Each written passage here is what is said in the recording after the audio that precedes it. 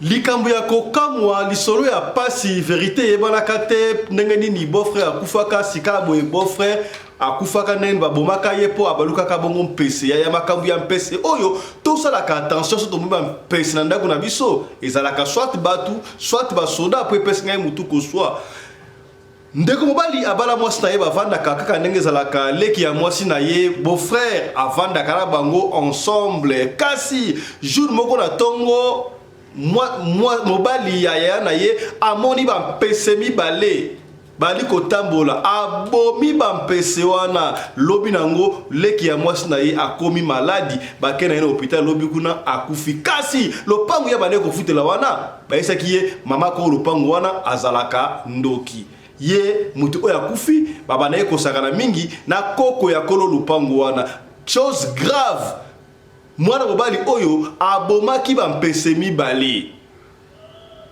tangu beau-frère na ye akufi koko ya ko lupangu pe akufi bampese wana ezalaki batu esalamaki ndenge ni histoire wana pona ye moko a témoigner ndenge abomaki bampese wana lobi nango beau-frère na ye na koko ya ko lupangu akufi epesi pasi ye lisolo wana tokobeta yango lelo na tona yango na vandi boye na ndako na fenêtre la boule mona ba fenêtre na ba charnière na coin wana na moni deux pesi boka minene ba peso ba yeba osaneni bazo ki ma pesi kuna zui de quoi la fenêtre na kangi fenêtre ta kangi fenêtre a fini ba pesi mbali mbala ba kufi na fini ba kufi ba pesi mbale na te ba kufi na boki bope na CP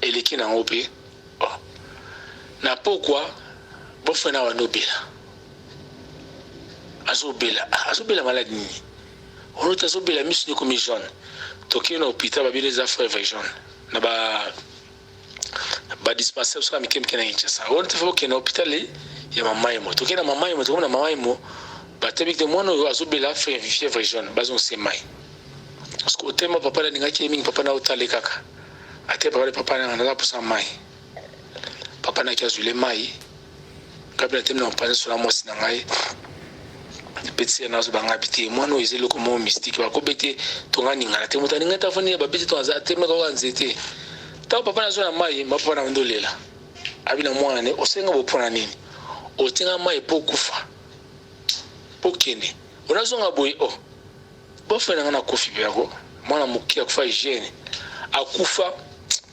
et na regretta fort tant akufi sko mwana zo vande pana ngati akufi le potant akufi ba tant ki para ipana bango sko mwana oyo bazo betane G6 wana akufa pe les mêmes jours akufa pe les mêmes jours bato abinanga au salaire ou la personne bomaki ezaki bana na mibale Kinshasa makambo ba jeune fille babanga susu balobaka makambo clair tala fi oyo alobi vi na ye bongi pona nini aboti bongo na mobali ya camarade na ye est-ce que ye aboti na mobali ya camarade na ye camarade na ye ndimaki yango to aboyaki esali ndenge nini ki jeune fille oyo aloba yango tout o asala l'aise que vi na ye bongi po aboti na mobali ya camarade na ye au moment où ye moko azalaki na fiancé na ye déjà ba famille bayebaki yango pasi ndeko oyo ye moko ko témoigner awo gande na zabu na kushana mbala kama nanga na kushana mbala kama nanga pina koma na zemi na ye na kushana mbala kama nanga na zuize o traitement o ba nini o ba kama ba kilo mobali yemo kandola ndela makambo nyonso ya mbo na komi na zemi komi na 1 mois 2 mois bon eloko ya kasimate ezonga simate ya kali bosofuna ibisa mbali nanga vérité na vandi si fiancé nanga na fiancé nanga vérité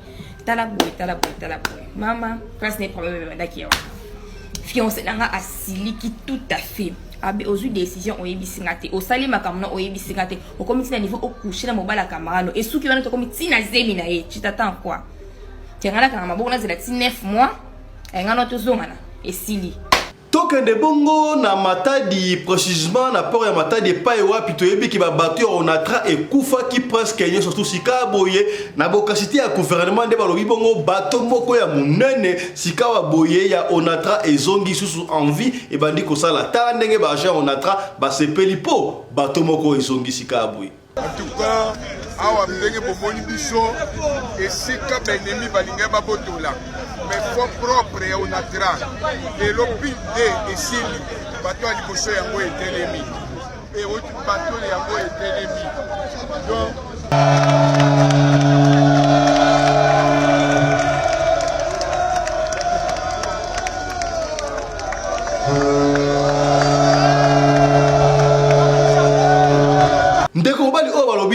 L'homme le plus intelligent, il y a République démocratique du Congo. Nanini, n'a pas verbe de la neni, tous les comédies. L'homme le plus intelligent de Bazoko Bengaye. Je vous dis que si vous n'avez pas bilancé votre vie, vous ne faites rien absolument. C'est tous les jours que l'homme est congolais là. Congolais, moi et vous, c'est là. Ces derniers temps niveau, c'est chaque jour 5 pulses. Parce que football, musique, tout ça, qui ne donne rien. Et on parle toujours des bêtises, des choses inutiles. Cette année, rien. On ne vous laisserait pas le temps, on va vous coincer, vous imposer ça. Vos têtes là, hein, ouvrir ça, vous indexer les matières par force. Vous aurez de gros mots dans vos têtes là.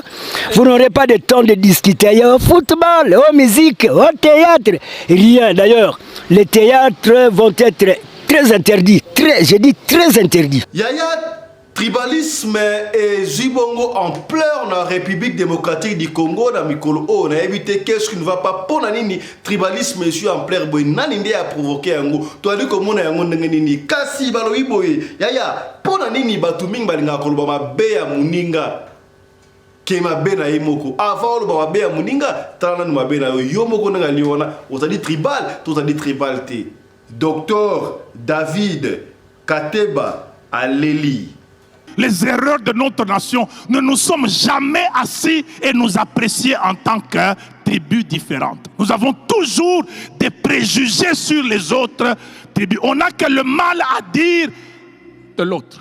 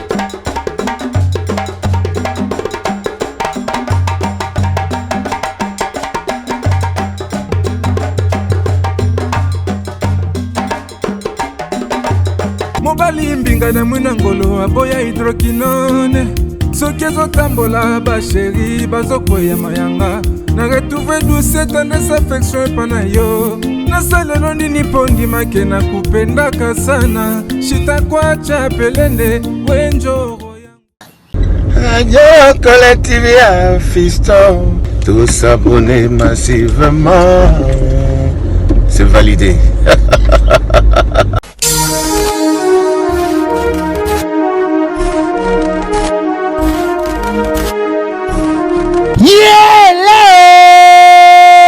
Kinshasa yokela ngai eloko oyo di bino batu bozalaka na posa ya kopase babomoma na babo séjour na bino bopesa confiance na Genesis Hotel po batieli bino bachambre ya qualité oyo eza na baclimatisation ya kitoko bambetu ya somo na banorme international eza mpe na baoreiller de rêve ebongo badouche na bango soki okoti ndeti kaka oza na mikili ya poto soki oza na kati ya Genesis Hotel wifi kutu bosana na yo po kokota internet ndeti kaka oza na Paris po kaka ba séjour na bino etikala inoubliable grâce ya Genesis Hotel okanisi esili tintin awa na Genesis Hotel atieli bino salle de fête salon Congo pour na ba mariage, ba conférence, ba réunion, pe ba anniversaire de rêve na bino.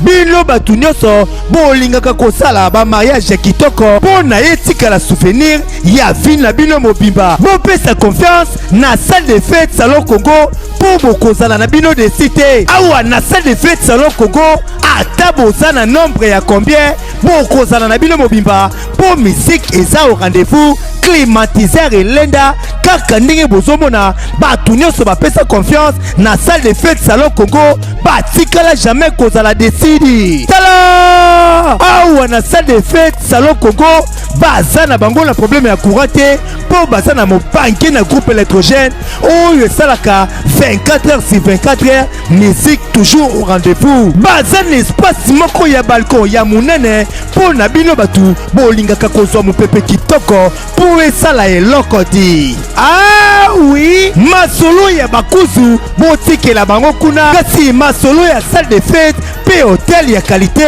botikela Genesis Hotel po awa soki okoti lokola kaka oza na paradis. Kidimie otuninga ya adresse zwami wapi, soit papier na stylo po koma Genesis Hotel et zwami na commune Kasavubu avenue Kandakanda numéro 8 oza na yo mobimba. To pebenga bango na ba numéro eza affiché na ba poste de télévision na bino okozala jamais desi. Ah, Genesis Hotel bandaka lozalaki wapi, tala ndenge ba congolais basali ba mariage na bango na ba salle de fête ya Mwanza pe ba séjour na bango na ba hotel oyo ezangela tina o tolobaki te tolobi.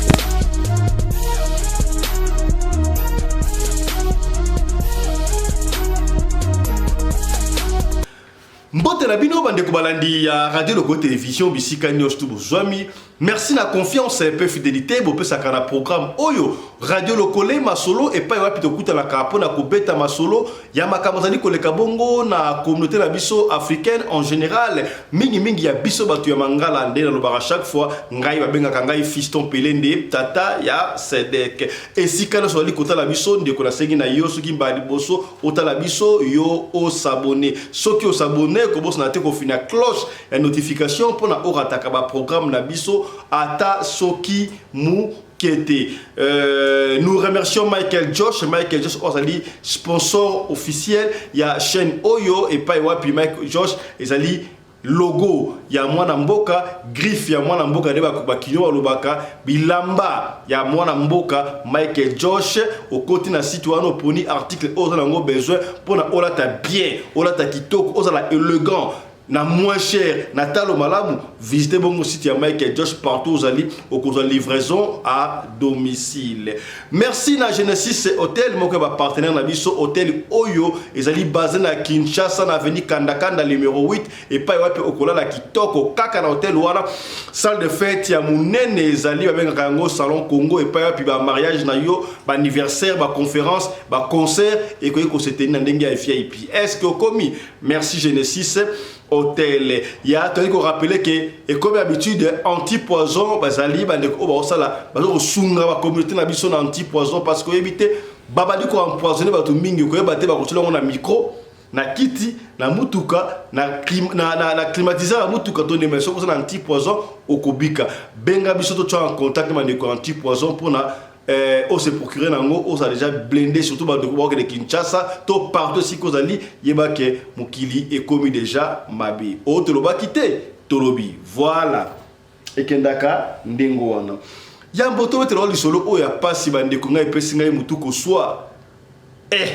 makambu ya bampese oyo po ndeko apesi so pas visto na pesi di solo oyo par rapport à di solo obeta ki wana oyo mpese camarade aboma ki mpese muninga na chambre kuna gangi tiko ko bomangai ani ata mpese mpesa buko na likolo muninga na yeko to likolo bukani abwaka bona suka mona sute yango epesi courage abeta pe lisolo oyo ye kasi nanto komi wa te lisolo oyo yemoka ko beta ngo boko kanenga ko expliquer nanto komi kuna te yamboto ko bakuna tika to développer ba titre o mesano ndenge bo moni wana ya to ko banda liboso na makambo oyo salami mo na Kinshasa ba petit Android na benga bango ba petit mikolo Android ba banga kapete yamboto continuer tika to souhaiter bongo un très joyeux anniversaire na Nancy Kiaousi Moussa Nancy Kiaosi Moussa depuis les États-Unis d'Amérique 001. Voilà, parlementaire, petit Android, petit Oba de Koraka, radio loco et télévision depuis États-Unis d'Amérique. Alors, un très joyeux anniversaire à toi, Nancy Kiaosi Moussa. Lelo, Azoko fêté anniversaire naïe. Voilà, Lia, Mela, Sakana, moi, champagne. Tu as vu que tu as Moussa, mais tu as un peu de vin, caca pour la santé. Vous comprenez, Nancy? Et que voilà, au nom de toute l'équipe de la radio locale, au nom de toute l'équipe des groupes Gold Radio Locale, membership, voilà, nous te souhaitons, Nancy, un très joyeux anniversaire. Vous comprenez, Nancy? Et que Nancy Kiaosi Moussa. Joyeux anniversaire à toi. Voilà, et que voilà, pour sentir vrai chéri la photo. Yope Soko Lingi, to leki sa photo na yo, to souhaiter un très joyeux anniversaire à la radio locale, Bengabi Solikabouté, les télévisions communautaires, beaucoup sur le service commercial, to ko sala encore des radio. Vous comprenez? Et que voilà, pour la toute dernière fois. Alors, joyeux anniversaire à toi, Nancy Kiaosi Moussa, voilà, depuis 001 États-Unis d'Amérique, pas Michael Josh, voilà. Au moins, la bonne musique Scorpio, Michael Josh a tenu à montrer, la cadeau. Tout le monde est là, Michael Josh pour l'anniversaire, Nancy Kiaosi Moussa, voilà. Et que n'a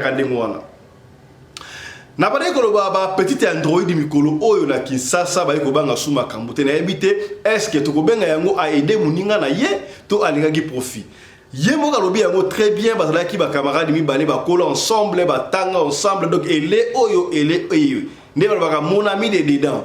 Alors tant que ko kola et ça dit que mobile muninga na ye a Bali mariage rédigé ba fana mbambal na ye pas ki na fiancé mais nan ba na kité mais fiancé na ye wana ba parents na ye ba yeba ki déjà. Vous comprenez? Et ça peut moi le solo mais mukuse ye mo ka expliquer si ko muninga na ye de dedans son ami de dedans tant wa kende se que na libala wana abota raté moi une année 200 bota te bobi ka desalaka et ko ni ko tsama nungu ba boti ba ndiko loba bota ba bokiro ba ndiko loba mobali pa ndiko ima. Alors mobala abino pona makabo eleka na ko boyo témoin nanga na obligé na so une deuxième femme pour la quand même aboter la ngai bana. Alors ba yokalaki mobali na moi si que non mobali moi c'est si mobali te ko bota isa problème te mais na ko préférer so ngi mwana comme ça obota la camarade na ngai so mwana wana apesa biso ya solo camarade na ondima camarade dedans il pas expliquer camarade na que non tel problème benga na zo concevoir te conçoit en tout cas na solo mbal nanga déjà la lingi obota mbal nanga comme ça on peut sa moi na bi ça la raté na ondima monter habiter à supplier bref aye ko ndima tango ndimi wana aye bishata fiancé na yete ba parents na yete andimita ale ba keina mobali ya camarade na ye aboti mwana tanga aboti mwana tango siko afeta comme na zemi fiancé na ye otameo comme na zemi ndenge na ye makambo après aye ko expliquer fiancé na ye tales la ki boye yo ki ko so zemi mbali mususu ya camarade ya mbala camarade na yo mo tu es fiancé par la ba yebinga bien en tout cas pas la ba se pela guité. Alors elle était obligée ya ko kende quelque part mobali ya camarade na ye azoli ndaku a équiper ndaku akipakaye na mwana. Si moi je me demande est-ce que abali sikoyo camarade to ozandeni boza sûr que ndenge salami ndenge mo alobi yango très bien ndenge wana est-ce que ekosuka wana to continuité ekozala kisasa makambo ya landa ndenge ko expliquer mukie e bon to le kapo yango za sujet du jour na bisote yo mo Rolanda gande na zabu na kushana mbala kama nanga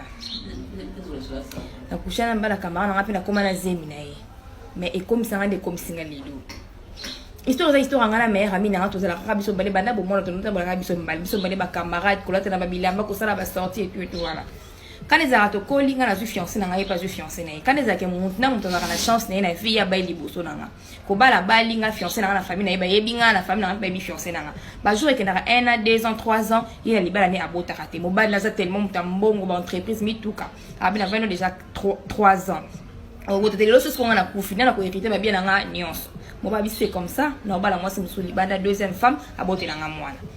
Moi si camarade dans tes qui a botter quand ceux qui mobile dans ya bali moi c'est monsieur libanda qui moi ça na botter les bana même la famille mobile au comme na avantage na amour ko les kangai.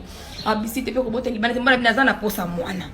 Camarade dans ya bisi mobile que non neza bonda place obotela mwana musuli mwasi musuli bando bale peut-être mwasi nga yotanga bakal peut-être famille ko bingana nga bobotana kamana mobala boy osimba te bisil te bobotana kamana parce que kamana so bobotina ye akopesa nga mona obokola mona libala nga ekozala bien mobala ndimi kamana nga yosura nanga même si jamais ko tika losimba tenga jamais na kobotana mobala na oh s'il te plaît aidenga y pardon vraiment naza poso peut-être libala nanga ite boy natali ke kamara nanga mona mama nanga sunga nga trop na vie asina soka oboti na yo opesi nga ka mwana makambo esile asina soko lingi na futo tambongo viki aza kamara nanga na bite kopesa nanga mbongo te na ndimi eloko wana sans consentiment ya fiancé nanga sans consentiment ya famille nanga na kushira mbala kamara nanga na zuize o traitement o ba nini o ba kama kilo mobile yemo ndola ndela makambo nyoso ya mbongo na komi na zemi komi na 1 mois 2 mois bon eloko ya kasimate ezonga simate ya kali boso fona ibisa mbali na vérité na vani si fiancé na nesi fiancé na vérité tala boy mama place n'est problème ndaki ya fiancé na asiliki tout à fait abe ozu décision oyebisinga te osali makambo na oyebisinga te okomi tina niveau okushi na mobala kamarano esuki wana to komi tina zemi na ye tu t'attends quoi tengana kana maboko na zela 9 mois engana to zongana esili kiepa mobala ya camarade na yo famille n'a pas eu qu'il camara famille n'a condamné pourtant fiancé déjà lui mec qui na famille na bi peut-être so na boti quand la famille n'a kosila quand la fiancé n'a kosila mobali ya camara n'a azolinga ndako voilà bolandi azali na epe na sonité ya koloba zo koloba yango à l'aise ba petite android baza mikolo ndengwana kokamwa sikoyo alobi yango clair ta la vie na ndenge bongi akomi na ndaku ponini asi mobala bien mobali ya camarade akomi po mobali na ye est-ce que vous êtes sûr ata apesi mwana et pas camarade na ye wana bakoya su pour la deuxième mois na te troisième mois na te cela veut dire que abali bango na somi balé point d'interrogation pour so sikoyo camarade na ye azoko bota te ba avantage okende pas ye mutazo bota tondre nini wana kamunuko to betelio lisolo oyo to lakisi yoka pona kopeni yo est-ce que wana asungi camarade na ye to ate libala ya camarade na ye est commis en danger entre bango mbale sika boy poye camarade robota te ye muta robota malgré pesa bana kuna siko qui va commencer à diriger qui nana ko bana ko décision est-ce que au commis était abino hein o to loba kité to lobi voilà.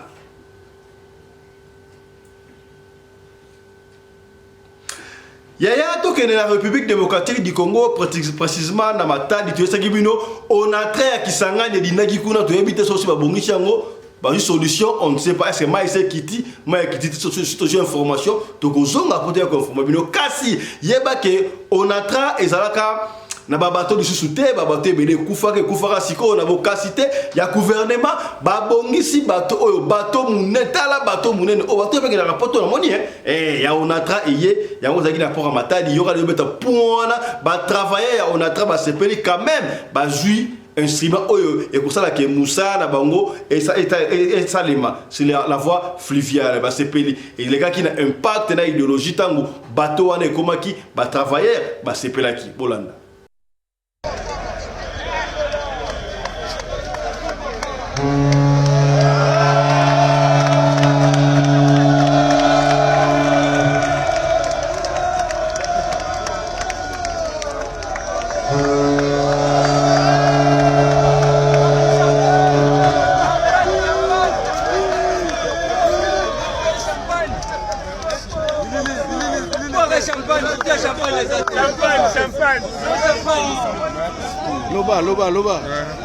Loba.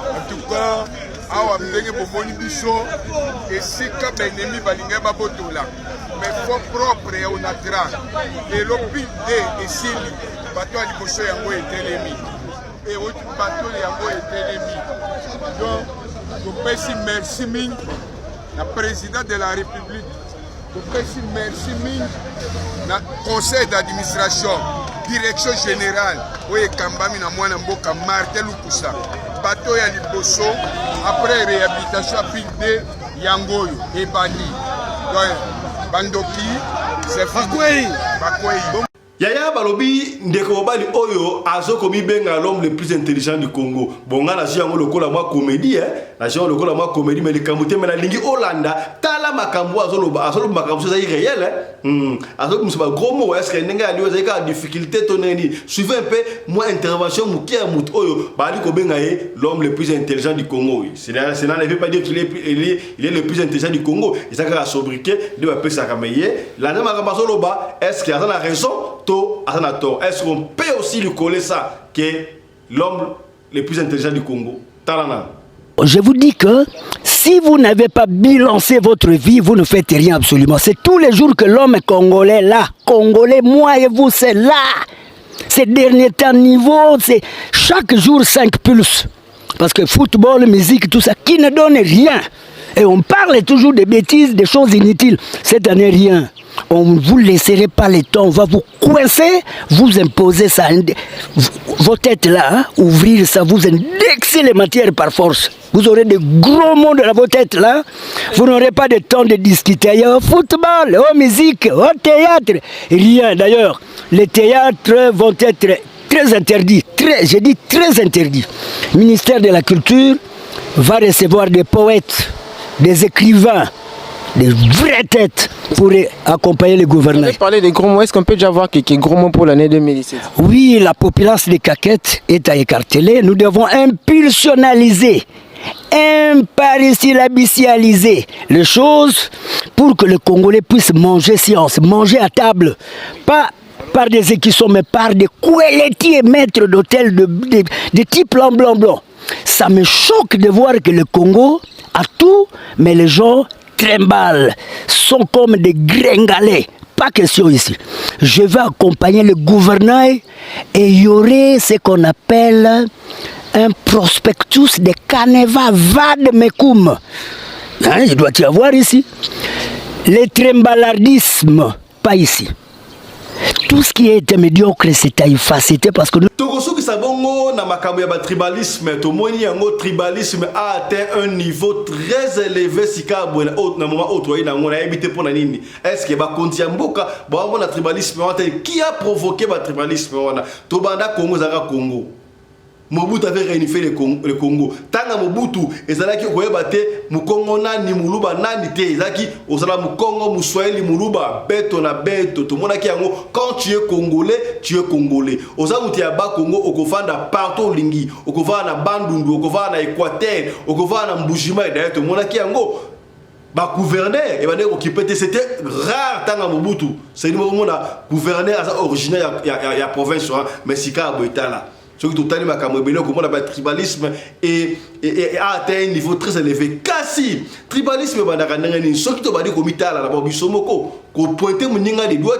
Je crois tribalisme wana ekosila batu ebele balinga ko pointer baninga de doigts. Ye tala bango boy et ça la un peu difficile que ba bien ya mutu ya tribu mususu pona nini ceux qui mutu bandundu bandundu baza très intelligent basi ya bandundu batanga kat mingo le kabasi ma problème mususu loba yango ceux qui basi ya Kisangani ba ba ko kipe mbali très bien loba yango avec fierté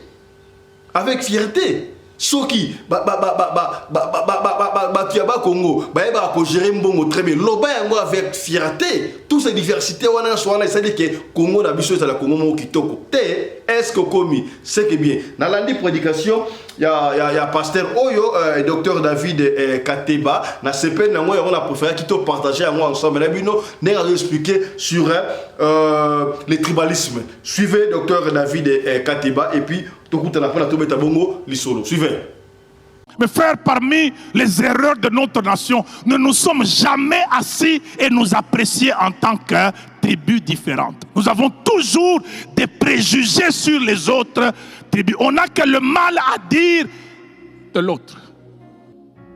Or, si nous faisons le point, déjà là, hors église, si on fait le point des différences de nos tribus, vous allez vous rendre compte que les Belges, en fait, ils nous ont bien connus. Hein? J'aimerais qu'on lise quelque chose dans Job, chapitre 34, verset 4.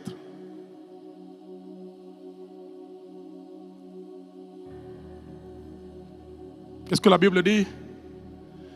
Choisissons ce qui est juste et voyons entre nous ce qui est bon.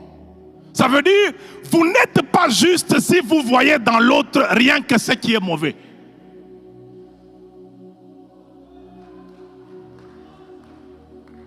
Jésus a apprécié même le serpent. Soyez prudents comme des serpents. Alors qu'il est incarnation de l'ennemi. Mais Jésus a même trouvé quelque chose de bon dans le serpent animal. Soyez prudents comme des serpents. Nous avons cette mauvaise culture de ne rester fixés que sur le mal de l'autre. Et nous voulons nous faire apprécier en dépréciant l'autre. Nous sommes spécialisés à exposer la dépréciation de l'autre, pensant que c'est là que nous allons être appréciés.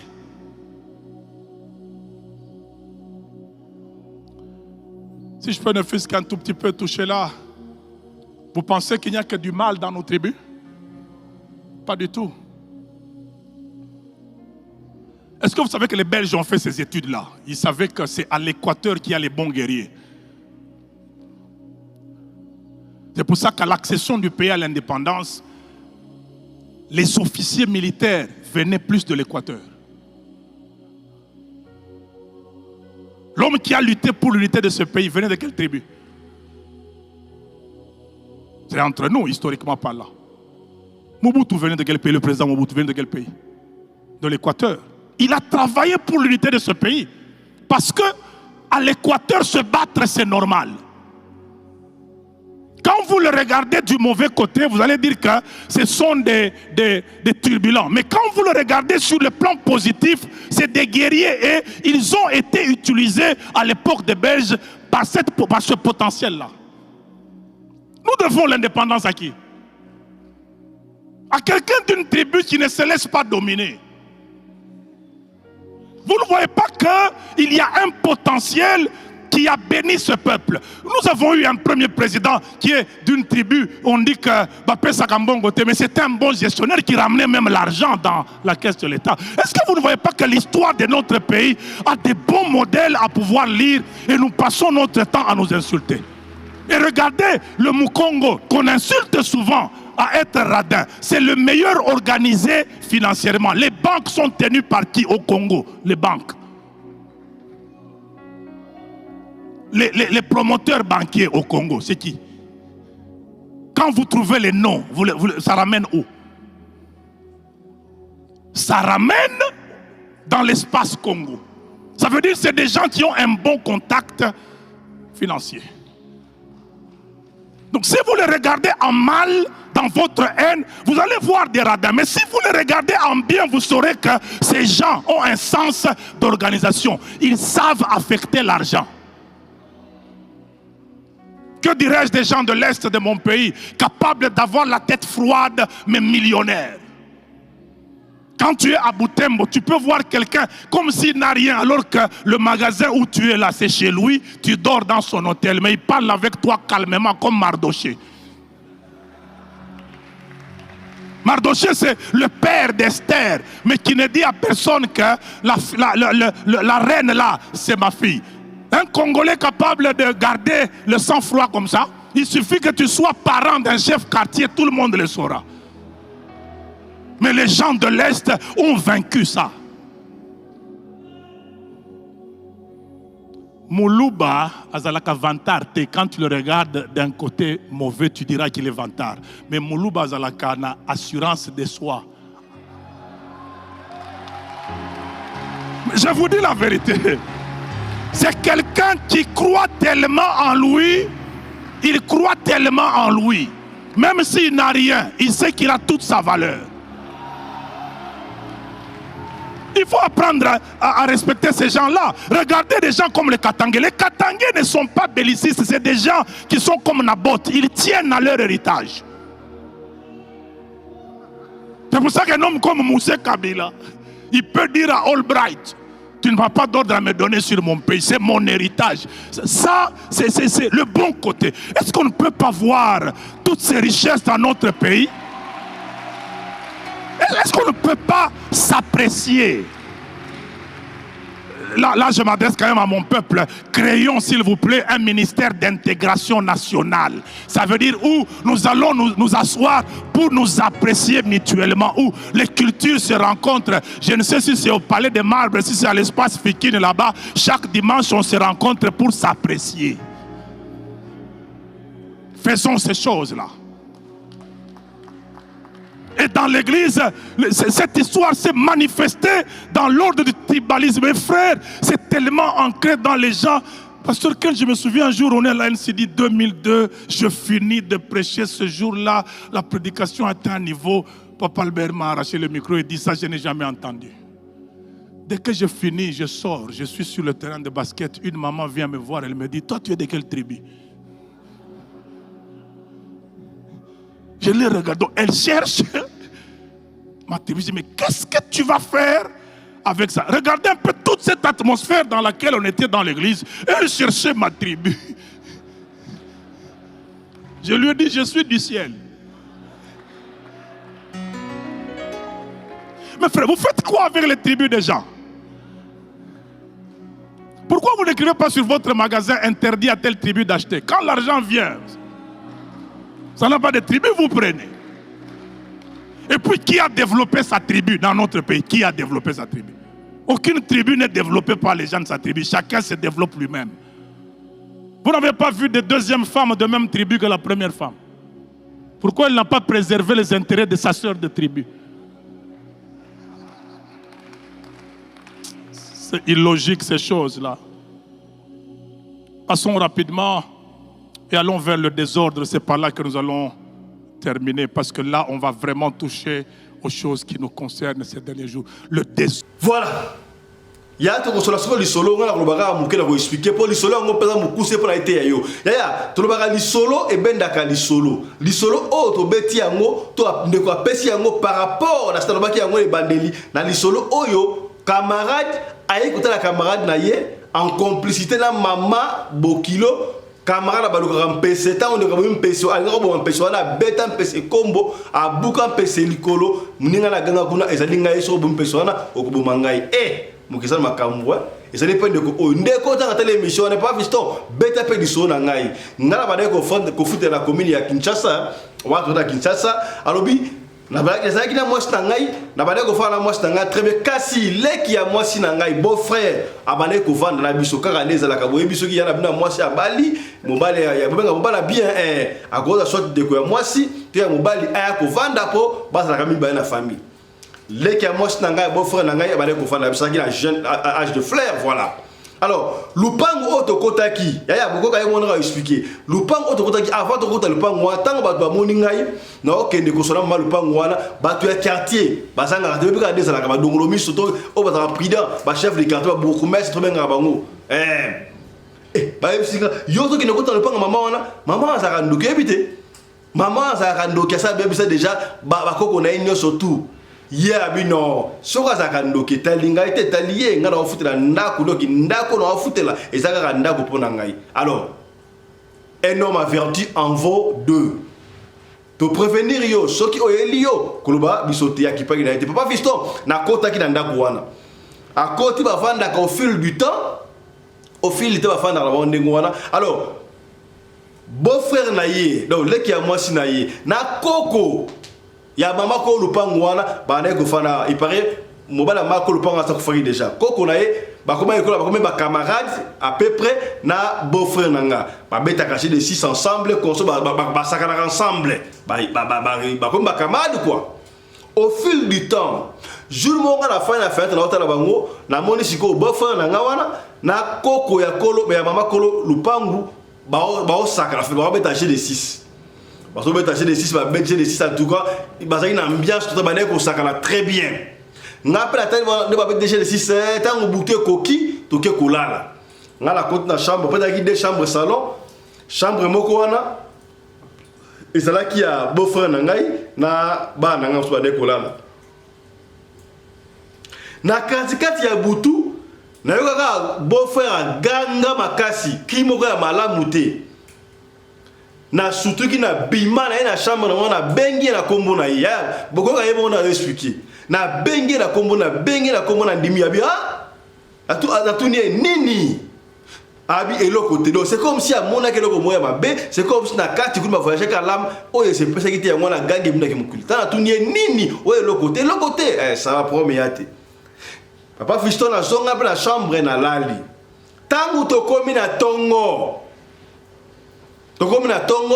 ba 6h na lamki pona mokakava na lingla bi basiko sa na komba lupangu na mama na ba fati na sokola la ko mama lupangu ka desala ka tangu no bima boyebi na ngina bima na porte ndako e banda ba kongo desala na ba claustral na console wana na mona tala ba mpese mi bale ya minene dem pese e ba mpesa minene pele wana mafuta wana o ba antenne wana pena boyebi ka ndeza ka ba mpese to limbisa ba ngoto moni mpese bo mayaya soki o moni mpese na ndako na ko tika ka ete ba mpese ba ina makambo oyo ezali émission éveil à conscience to beta ka émission oyo to beta ka masolo pona ko la musoka esprit o comprendre ka yaya o comprendre ka yaya ba mpese ba komi très dangereux ba mpese ba fourmi ba kinte quoi ba ngungi et comme mystique est-ce que comme papa Fiston dem mpese bo neni na otala ba mpese ba kimate pour mpese la so bouger ba fa kima ba mpese ba kimate bo neni ale na ji kombo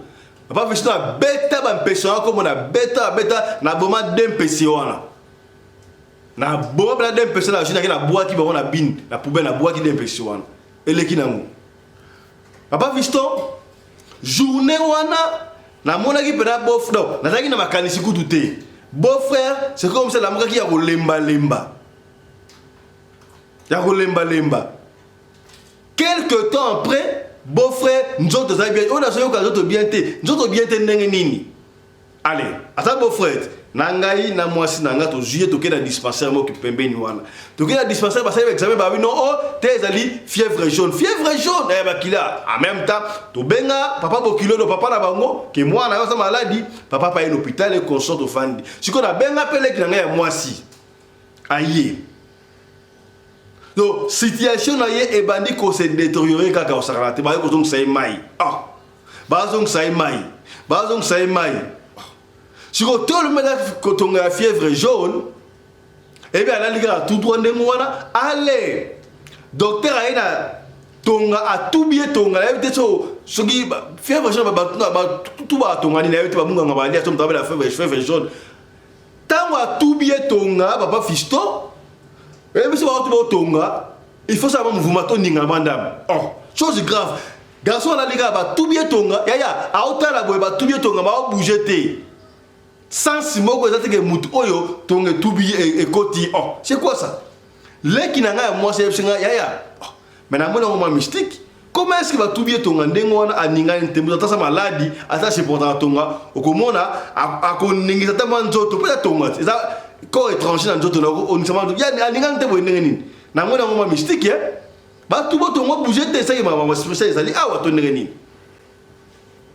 habité peut-être que ça fatigué son malade peut l'équipe mutu moko amona ndengo wana tiki na ye mbala moko ye jeune ndeko mobali wana asengi papa na bango mai papa pesa mai alors ye tant papa na bango ye pa kei na yeso solo moi c'est n'est-ce pas pardon oui azui moi c'est ye na leki na bendali ma pembeni ba solo la papa na bango solo mona na ye tant asengi papa na bango mai papa siko aka zui mai tant azoya akota chambre tu veux que ce que papa a dit qu'on est là a baigné la combo bo salinga bo po nini otininga solo mai po okufa akufi to yeto tali bo mais bo frère bena akufi taba ndi ko le là bo frère akufi ko so ya sango siko e kesi ko tamba zongi siko yo na ndako eske ba fandaka po ba fute la rata na sabino mama le pango na fana na ba koko na ye ba ke ko kuta koko ya ko lupangu wana oba na ko beta chez de 6 ye a piqué ka crise ndengo wana fulufulu ye pa kufi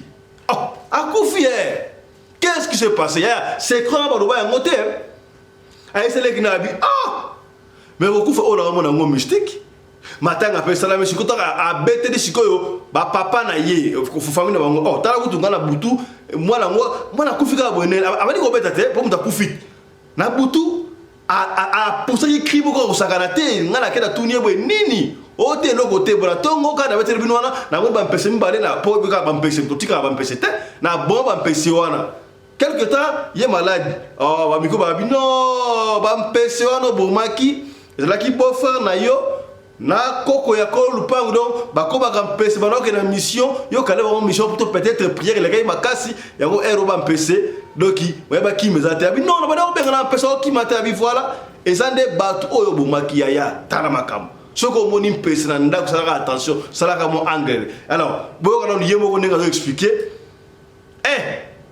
bato mokili makambo mingi na lelia mama ya mokili so makambo ya salaka angele bampese salaka angele yo kana on doit témoigner et boto beto di solo siko ya mpuku o comprendre salaka landa yemo ko expliquer landa pour ça voilà to landa yemo landa yi.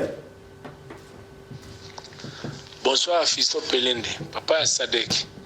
Na ofuta lupangu moko na zona Kinshasa na Nyanza. Na vana afuta lupangu wana. Batu wakina mama za kindoki. Ngaya bia za kindoki mama na okay. Kindoki na ye. Izai.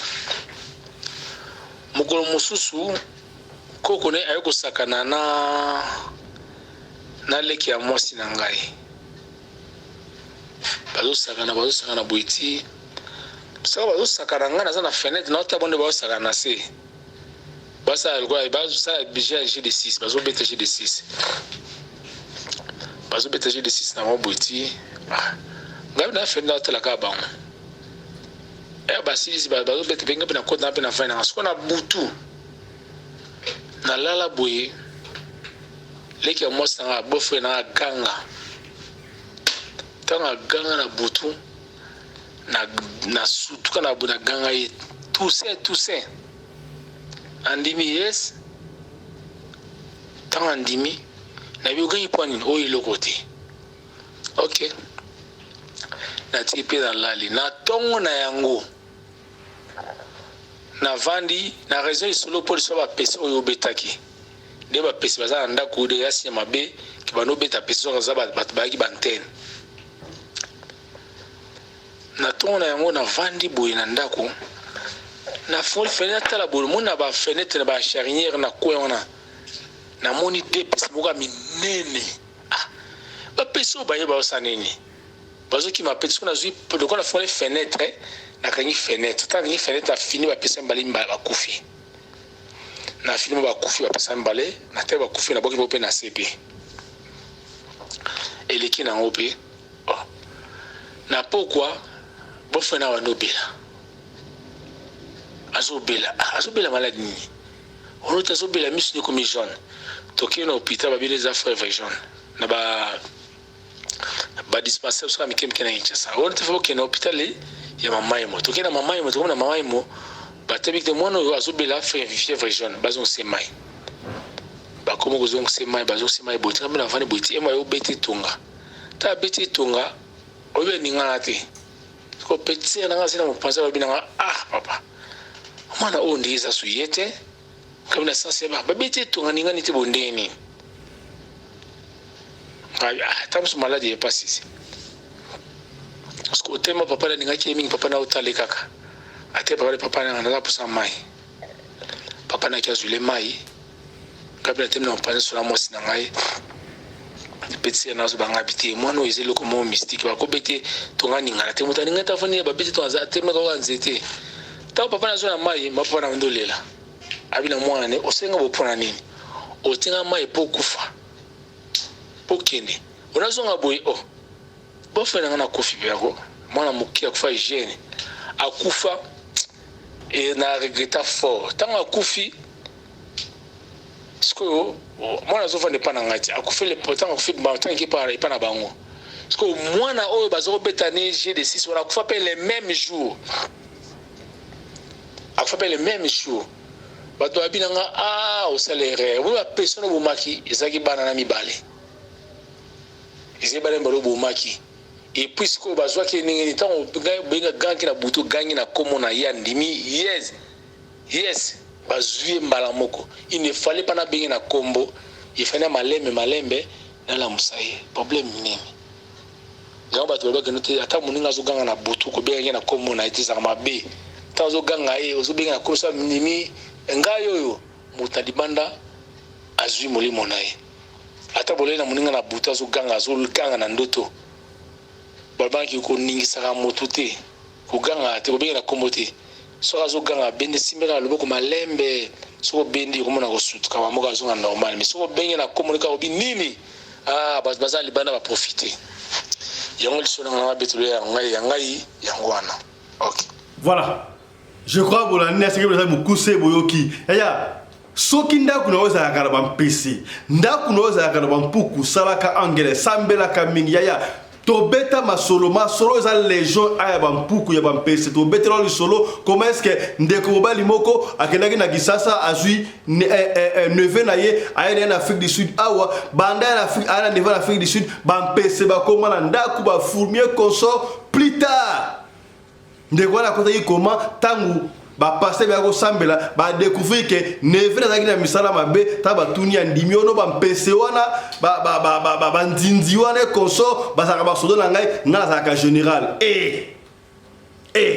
ata mama mo pe boele ba azaka domestique alors clean ba immeuble consort yeta ba na sala immeuble mo wana immeuble wana ba fourmi obona ba fourmi ba ba kotanda ko bimba kotanda ka forcer kande ba fourmi ndengwana banda mama alunga ba fourmi ba ka shooter est-ce que ba fourmi na ezala ki ba sodo na été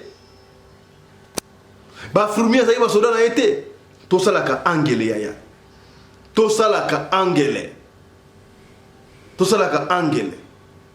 siko na éviter bon beau-frère abomi na MPC menzoka abomi batu. Alors je me demande si ka soto moni ba MPC na ndako to bomaka ba MPC wana ubeto tikaka to moni ba fourmi to bomaka bango ubeto tikaka mabe koti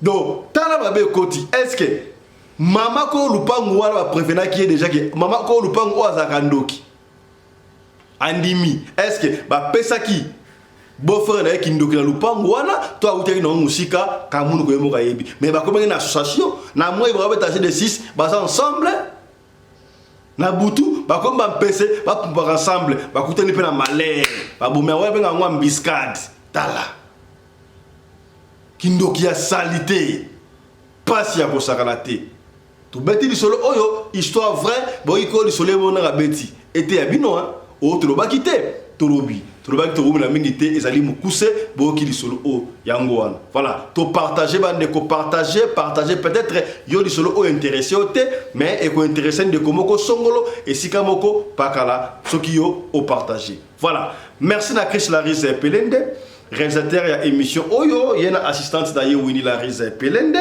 merci na Claudine Larise Pelende azaki bon na script na lumière nous surtout on a sous la coordination il y a Mamari Naoumbi Larise Pelende la femme à la taille d'une tige spaghetti ni courbure ni virage merci na Michael Josh merci na Genesis Hotel merci na bino bolandi biso ya so na lisolo ko pesa kubanga te benga biso pesa lisolo to ko bete yango kaka ndengo lingi to bete yango alors portez-vous bien.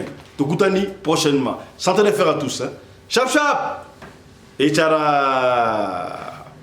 Kasi ya modo de développer pas titre aux allez couler bosso tika tolbana boy. Yaya. Sponsor na biso ya Sika Michael Josh. Au moins il va montrer oyo. Montre à Michael Josh. Marque déposé à moi na mboka. C'est-à-dire que ça na maboko aux États-Unis d'Amérique bandeko. Donc mikolo yo biso na radio lokole kaka boy. Yaya, to ko changer ba montre le la film. Tala ba montre yango. Ba montre oyo et wuti États-Unis d'Amérique. Et pas un sponsor na biso. Yaya, to ko changer ba montre le la film na radio lokole. Na to kata moko na sachet sikoyo na lata ya mboto loba. To kata yango na ba sachet yaya. O sponsor na biso ya mikolo oyo. Tolingi bana ya mboka yaya yo biba kala na mboka oya na mboka bapaya ozo idéologie te yo kaka bilamba oui c'est vrai qu'on a ma bête mais idéologie no créa pour la mboka tala moi la mboka Mike George Mike déposé na ye bon moi yango montre là ça qui yango wana radio lokole ye a commis deuxième sponsor officiel après maman Charlotte Caputo Mike Josh ezali marque déposé à mwana mboka oyo ezalaka bongo na États-Unis. Ezaka ka ba montre te bandeko nde bomona wana. Mike Josh ezali ba t-shirt, ba chemise, ba polo. Na ba soulier ba sapatu kaka de boyatra ba griffe so griffe songolo pakala. Siko oyo Mike Josh. Mike Josh. Pour aller encore plus loin, pour nous faciliter bana mboka, bana Afrika. Mike Josh a un partenariat, tout actionnaire, moko ba actionnaire na compagnie o benga Visco. Baby Visco est une compagnie o basala ka ba wax hollandais na Hollande. Ya tala ndenge mwana mboka iko tombola bendele na biso na mboka ba paya. Mike Josh. Donc bino ba bateka ba wax hollandais o super wax o super kingal ba so bango na cher. Commandé yango à partir à Mike Josh. Numéro yango à totie lui bana. Numéro yango wana bo benga Mike Josh direct. Benga Mike Josh direct. Soki bo mo le kate benga biso na radio lokole télévision déco. Yo toko tia en contact na Mike Josh. Bande ko na boutique na France, na Belgique, na Espagne, na Kinshasa, na Afrique du Sud yaya. On a besoin de faire une boutique à Mike Josh. Pour ce qui est de l'Afrique du Sud, on a mis un magasin à Combo. Alors, il y a ce que l'Union de la Bosso, il y a un magasin à Combo à Mike Josh. Il y a un Mboka, Benga Mike Josh, il y a un Benga sur la radio locale. Il y a un montre, un super wax hollandais, un soulier à Mike Josh, une chemise, il y a bien. Tola takabana mboka Mike Josh ya kutu na biso doye mishokoto combien kutu mishokoto c'est que bien Mike Josh. Donc à partir ya lelo congolais nyonso tout africain nyonso tout mwana mboka yo zali fan ya radio lokole ya benga Mike Josh. Tout ça là effort ata fan moko ya radio lokole zala eloko ya Mike Josh parce que Mike Josh a son supporté télévision Oyabino, a son supporté programme Oyo radio locale. Tala. Donc changer na film. Comment ma montre yé, ba polo et yé, ba t-shirt, ba soulier ya Mike Josh. Donc Longonia ezonga et pas moi na mboka Mike Josh. Kuru doyen Michokoto, combien c'est que bien. Donc pour beaucoup plus de détails, quand moi je changer ma montre dans l'émission, le Mai, Mike Josh, Marga Moko, on a un problème nous les Congolais. Tolingara ko la griffe ya bapaya. Ta sika griffe ya mwana mboka, to tombola bendele ya mwana mboka. Ba konzi, bo na biso na Congo partout. On a ta montre comme nini. Là ta montre Mike Josh. Vous voyez ngai? Est-ce que différence est là bango? Biso bango différence yena. Bo combien? Mike Josh. Benga na lombango na boutique. Oteka kanyoso, oba oteka marque oyo benga. Osala salon de coiffure, koto osala suki, koto oche moi étagère moko te rablo ka Mike Josh. To support tout ça pour tout supporter moi na mboka. Voilà, o to loba kité, to lobi.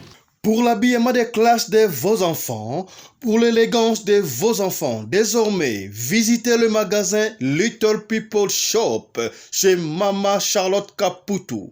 Little People Shop chez Mama Charlotte Caputo, la bière officielle de vos enfants. Awa et pas Mama Charlotte.